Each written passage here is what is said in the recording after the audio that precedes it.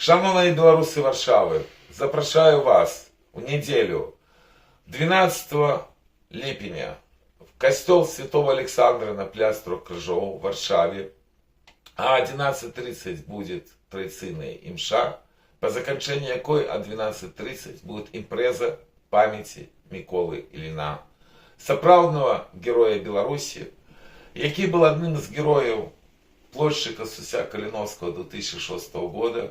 Пасля гэтых падзей он вымушаны был покинуть Беларусь. Атрымал адукацию в Эстонии, атрымал там грамадзянства, але ж в 18 годзе заключил контракт с ЗСУ и загинул в 2020 годзе на Донбассе. Орки его забили вельми и вельми подло. Мы памятаем про Миколу, мы памятаем, як он жил в дзеле Беларуси. Тому еще раз запрошаю, шановные сябры, кто в Варшаве, в неделю о 12:30 в костеле Святого Александра на пляже Трех Крыжов импреза памяти Миколы Ілліна. Живе Беларусь!